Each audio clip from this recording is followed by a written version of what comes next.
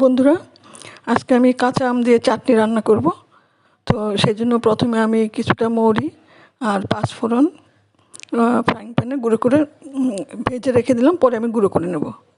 তো এবার আমি ফ্রাইং প্যানে তেল দিয়ে ফোড়নে পাঁচফোড়ন দিয়ে দিলাম।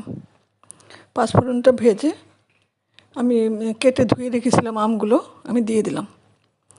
তো আমগুলো একটু নেড়ে চেড়ে আমি অল্প পরিমাণে জল দেব। জল দিয়ে একটু নুন আর হলুদ দেব। নুন হলুদ দিয়ে আমি ঢাকা দিয়ে কিছুক্ষণ রান্না করব।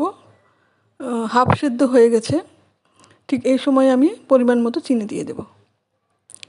তো চিনি দিয়ে আমি আবার ঢাকা দিয়ে রাখবো, যাতে আমটা ভালো মতন সেদ্ধ হয়ে যায় পুরোপুরি। তো এবার সেদ্ধ হয়ে গেছে, আমি দেখে নিলাম।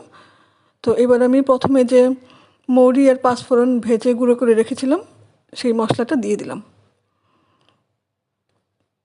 এবার আমি ঢেকে কিছুক্ষণ রেখে দিলাম, তারপর সার্ভিং বলে বেড়ে নিচ্ছি।